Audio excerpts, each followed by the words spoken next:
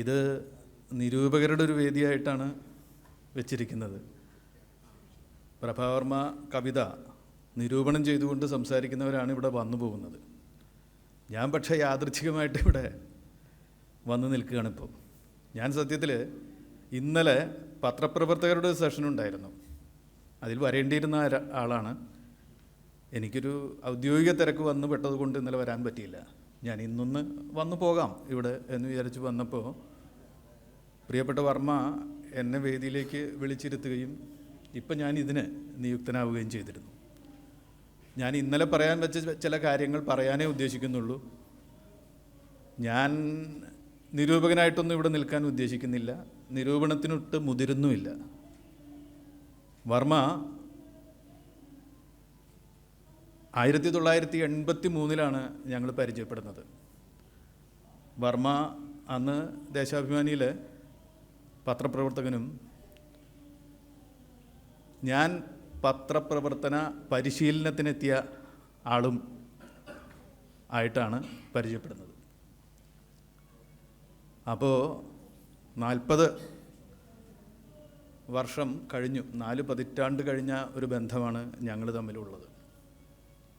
പക്ഷേ ഇവിടെ വർമ്മയുടെ കവിതയെക്കുറിച്ച് പറയുന്നതുകൊണ്ട് ഞാൻ ആദ്യം തന്നെ പറയട്ടെ, മനുഷ്യത്വമാണ് വർമ്മയുടെ കവിതയുടെ ഉള്ളിൻ്റെ ഉള്ളിൽ തുടിക്കുന്നത് എന്ന് ഞാൻ വിചാരിക്കുന്നു. ഉപാധിരഹിതമായ മാനവികത, അതാണ് വർമ്മ പല കവിതകളിലൂടെ, പല രൂപത്തിലുള്ള കവിതകളിലൂടെ ആവിഷ്കരിച്ചു കൊണ്ടിരിക്കുന്നത്. പദ്യ കവിതയിൽ വർമ്മയ്ക്കുള്ള കൈയടക്കവും മികവും അത് പല രൂപത്തിലുള്ള പദ്യകവിതകളിൽ, പല കാലത്തെ പദ്യകവിതകളിൽ ഉള്ളതൊക്കെ ഇവിടെ വീണ്ടും വീണ്ടും പറയുമ്പോൾ ഞാൻ ഓർക്കുകയാണ്, വർമ്മ വളരെ മികച്ച മനോഹരമായ ഗദ്യകവിതകളും എഴുതിയിട്ടുണ്ട്. അങ്ങനെയും ഉണ്ടായിരുന്നു, വർമ്മ എഴുതിയിരുന്നു. കവിതയുടെ ഒരു സവ്യസാചിയാണ്, 2 കൈ കൊണ്ടും അമ്പയ്യുന്ന സവ്യസാചി. കവിതയുടെ കാര്യത്തിൽ അത് പറയുകയാണെങ്കിൽ അങ്ങനെയാണ് വർമ്മ.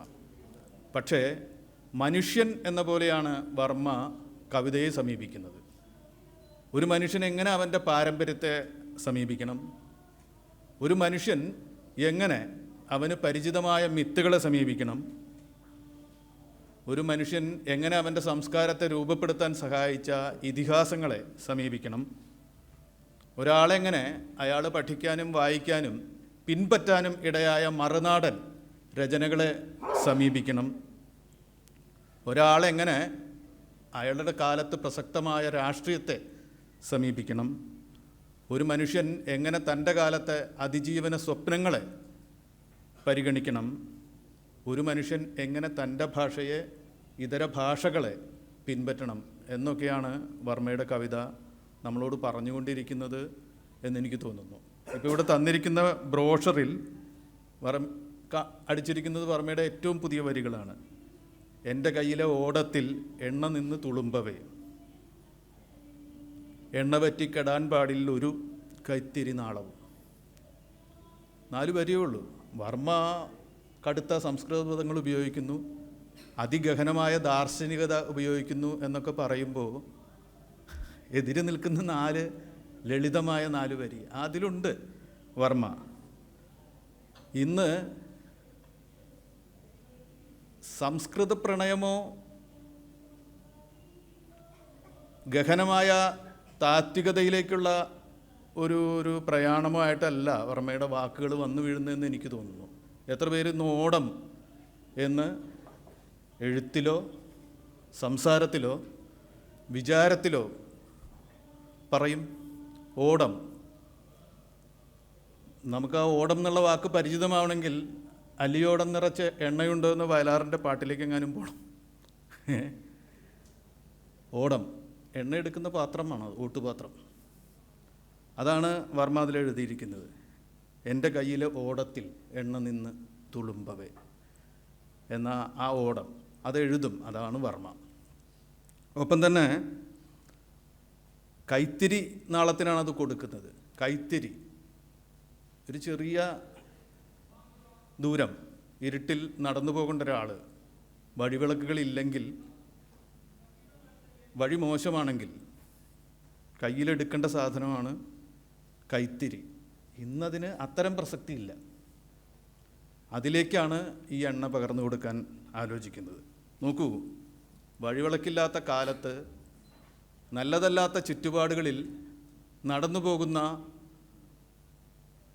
പഴയവനും പുതിയവനുമായ ഒരു മനുഷ്യൻ, അവനോടാണ് വർമ്മയുടെ കവിതകൾ സംസാരിച്ചു കൊണ്ടിരിക്കുന്നത് എന്ന് ഈ ഏറ്റവും പുതിയ വരികളും തെളിയിക്കുന്നു. അതിൽ വർമ്മയുടെ ഇഷ്ടങ്ങളും ഇഷ്ടക്കേടുകളുമുണ്ട്, വർമ്മയുടെ നിലപാടുണ്ട്, വാക്കിനോടുള്ള, ഭാഷയോടുള്ള, പ്രതീകങ്ങളോടുള്ള, പഴമയോടുള്ള, പുതുമയോടുള്ള ബന്ധമുണ്ട്. ഇതാണ് വർമ്മ എന്നെനിക്ക് തോന്നുന്നു. വർമ്മ ആദ്യം മുതൽ എഴുതുന്ന കവിതകൾ പലതും എന്ന പോലെ ഞാൻ കാണുന്നുണ്ട്, വായിക്കുന്നുണ്ട്.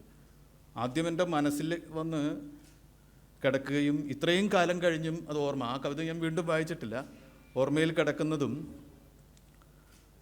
സഫ്ദർ ഹാഷ്മി മരിച്ചപ്പോൾ 89 ഓർമ്മ, 81 പുതുവർഷ ദിനത്തിൽ സഫ്ദർ ഹാഷ്മി രക്തസാക്ഷിയായപ്പോൾ ആ നാടകപ്രവർത്തകൻ, ഇവിടെ ചെറിയവരൊക്കെ ഉള്ളതുകൊണ്ട് പറയുകയാണ്, നാടകപ്രവർത്തകൻ ആയിരുന്നു, രാജ്യമറിയുന്ന നാടകപ്രവർത്തകനായിരുന്നു. തെരുവിൽ നാടകം കളിക്കുമ്പോഴാണ് ആക്രമിച്ച് കൊല ചെയ്യപ്പെട്ടത് സഫ്ദർ ഹാഷ്മി.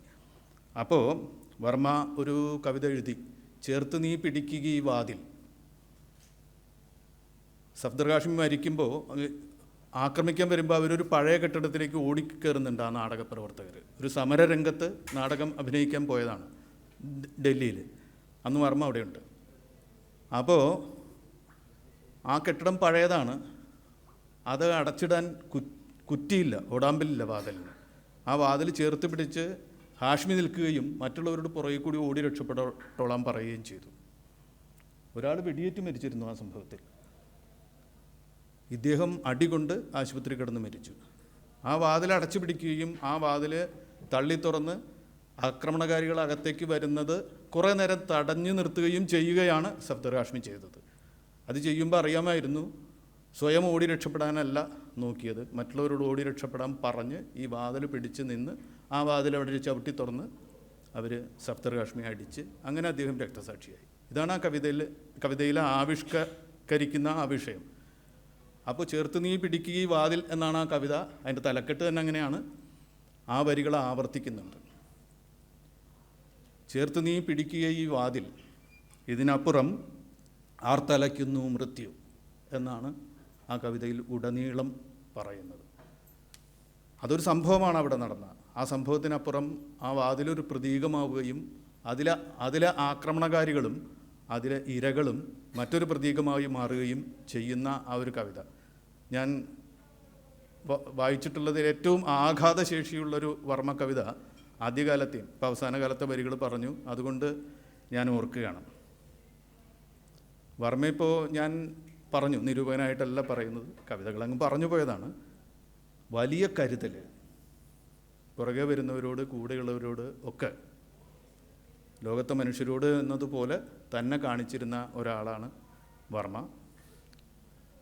ഞാൻ ഓർക്കുന്നു, ഞാൻ കവിത എഴുതും എന്ന് മനസ്സിലാക്കിയപ്പോൾ വർമ്മ എന്നോടൊരു പ്രത്യേക വാത്സല്യം എന്നും കാണിച്ചിരുന്നു. വർമ്മയെ ഞാൻ പരിചയപ്പെട്ടത് തന്നെ അങ്ങനെ ഒരു സന്ദർഭത്തിലാണ്. ഞങ്ങൾ വന്നു, വർമ്മ ഡൽഹിയിലാണ്.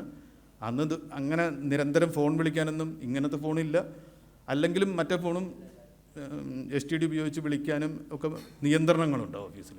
പക്ഷേ ടെലിപ്രിൻ്റർ 24 മണിക്കൂറും ഓൺ ചെയ്ത് കിടക്കും. വാർത്ത അയക്കാനുള്ളതാണ്, അത്യാവശ്യം കമ്മ്യൂണിക്കേറ്റ് ചെയ്യാം. ഞങ്ങൾ ചെന്ന് എല്ലാവരും പരിചയപ്പെട്ടു.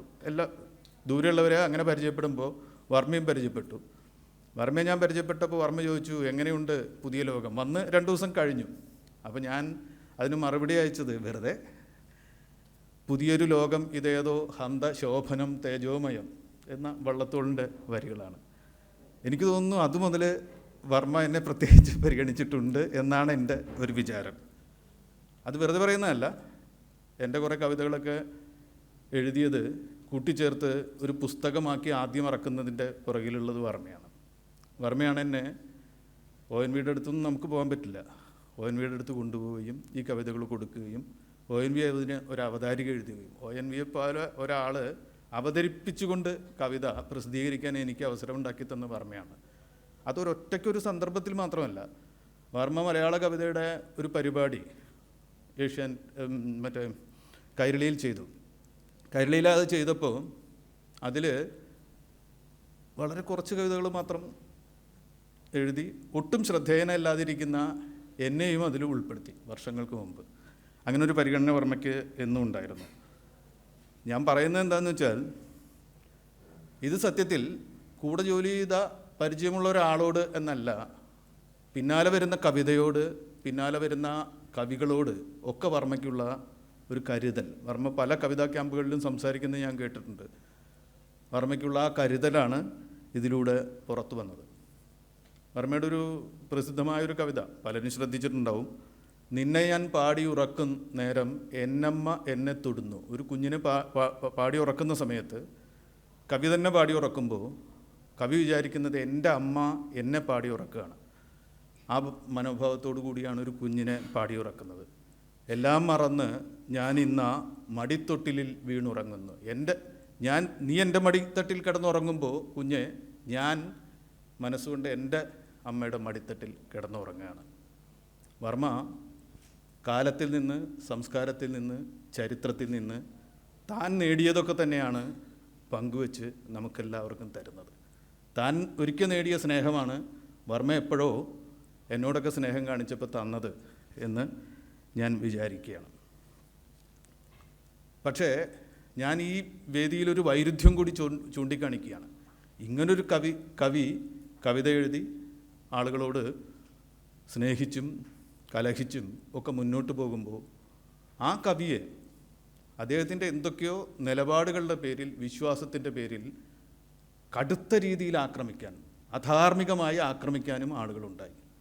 വർമ്മയുടെ ഏറ്റവും അധികം ആഘോഷിക്കപ്പെട്ട പുസ്തകം ശ്യാമമാധവം, അതൊരു പ്രസിദ്ധീകരണത്തിൽ അടിച്ചു വരുമ്പോൾ വർമ്മ ഒരു പൊതുപ്രശ്നത്തിലൊരു നിലപാടെടുത്തു എന്നതിൻ്റെ പേരിൽ തെരഞ്ഞെടുത്ത് കയ്യിൽ വെച്ചിരുന്ന ആ പ്രസിദ്ധീകരണത്തിൻ്റെ തുടർപ്രസിദ്ധീകരണം ആ വീക്കിലി റദ്ദ് ചെയ്തു.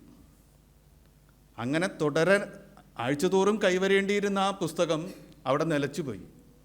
അങ്ങനെ നീട്ടിവെക്കപ്പെട്ട ആ പ്രസിദ്ധീകരണമാണ് പിന്നീട് ഒറ്റ പുസ്തകമായിട്ട് നമ്മൾ കയ്യിൽ വന്നത്.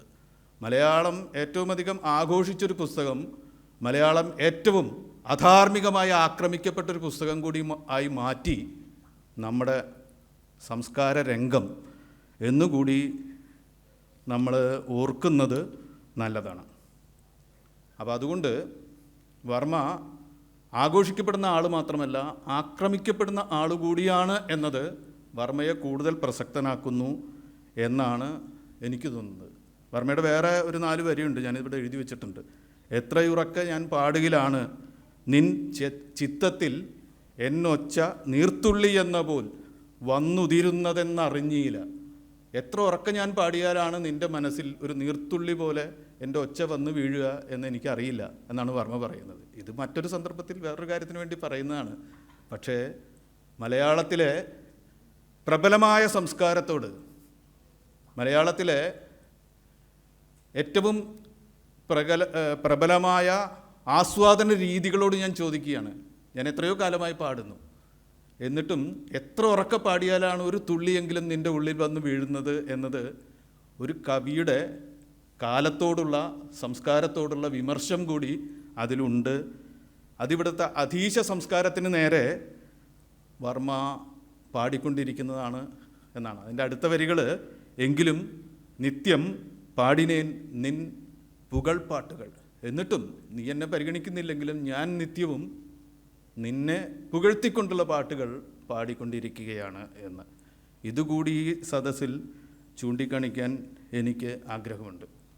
ഈ കവിതയ്ക്ക് മുമ്പിൽ നമുക്ക് മുട്ടുകുത്താൻ കഴിയാതിരിക്കില്ല എന്നാണ് എൻ്റെ വിശ്വാസം. എനിക്ക് വളരെ ഇഷ്ടമുള്ള 4 വരികളുണ്ട് വർമ്മയുടെ. ശബ്ദമിരമ്പി, നിങ്ങളെല്ലാവരും ശ്രദ്ധിച്ചിട്ടുണ്ടാവും. അതിൻ്റെ ഉച്ചത്തിലേക്ക് ഉജ്ജ്വല വിസ്ഫോടമായി വന്നെത്തുന്നു. കേൾക്കാവതിൻ്റെ അതിഥ്യക, അപ്പുറം കേൾക്കവയ്യാത്തതാം നിശൂന്യമൂകത.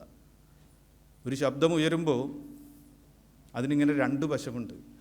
അത് കേൾക്കാവുന്നതിൻ്റെ ഏറ്റവും ഉച്ചത്തിലേക്ക് എത്താം, ഒരിക്കൽ പോലും കേൾക്കപ്പെടാത്ത ഒരു പതനത്തിലേക്ക് എത്തുകയും ചെയ്യാം. ഈ വൈരുദ്ധ്യത്തെ സമാഹരിച്ച് വിജയിച്ച കവിയാണ് പ്രഭാവർമ്മ. പ്രഭാവർമ്മയ്ക്ക് സരസ്വതി സമ്മാനം കിട്ടുമ്പോൾ അത് നമ്മുടെ എല്ലാം അഭിമാനമാവുന്നു എന്ന് മാത്രമല്ല, ഞാനൊക്കെ നേരത്തെ വിമർശിച്ച വർമ്മയ്ക്ക് നേരിട്ട അധാർമികമായ ആക്രമണങ്ങൾക്ക് സാംസ്കാരിക ഭാരതം കൊടുക്കുന്ന ഒരു പശ്ചാത്താപം, ഒരു പ്രായശ്ചിത്തമാണ് എന്ന് ഞാൻ വിചാരിക്കുകയാണ്. വർമ്മയ്ക്ക് ഞാൻ എല്ലാ ആശംസകളും നേരുന്നു. ഇനിയും ഞങ്ങളെ ഇങ്ങനെ സ്നേഹിക്കാൻ, ഇങ്ങനെ നയിക്കാൻ, നമുക്കിനിയും പ്രകാശം പരത്തുന്ന വരികൾ തരാൻ, തൻ്റെ കവിതയിൽ നിന്നുകൊണ്ട് എല്ലാ തലത്തിലും മാനവികതയ്ക്ക് വേണ്ടി വർമ്മയ്ക്ക് നിലകൊള്ളാൻ കഴിയട്ടെ. വർമ്മ പണ്ട് സഫ്ദർ ഹാഷ്മിക്ക് ആദരാഞ്ജലിയായി അർപ്പിച്ച ആ വരികൾ ഞാനിപ്പോൾ വർമ്മയോട് പറയുകയാണ്. ചേർത്ത് നീ പിടിക്കുക ഈ വാതിൽ. ഈ വാതിലിൻ്റെ അപ്പുറം മൃത്യു ആർത്ത് അലയ്ക്കുകയാണ്. സംസ്കാരത്തിൻ്റെ വാതിൽ, കേരളത്തിൻ്റെ സംസ്കാരത്തിൻ്റെ വാതിൽ ചേർത്ത് പിടിച്ച് വർമ്മ എന്ന അതികായനായ കവി അവിടെ നിൽക്കുക. ആ വാതിലിൻ്റെ അപ്പുറത്ത് മരണം മാത്രമല്ല, വർഗീയതയും ആക്രമണത്വരയും രക്തം ചിന്താനുള്ള വാസനയും സംസ്കാര വിരുദ്ധമായ എല്ലാ പ്രവണതകളും ആർത്തലച്ചുകൊണ്ടിരിക്കുകയാണ്. ചേർത്ത് നീ പിടിക്കുക ഈ വാതിൽ, അതിനപ്പുറം ആർത്തലയ്ക്കുന്നു മൃത്യു. പ്രിയപ്പെട്ട വർമ്മ, സ്നേഹാദരങ്ങളോട് ഞാൻ ആലിംഗനം ചെയ്യുന്നു. എനിക്കിങ്ങനൊരു വേദി സമയം കെട്ടി തന്നതിനും എന്നെ അസമയത്ത് നേരം തെറ്റി വന്ന് എന്നെ വിളിച്ച് ഇവിടെ ഇരുത്തിയതിനും കൂടി ഞാൻ നന്ദി പറയുന്നു. നമസ്കാരം.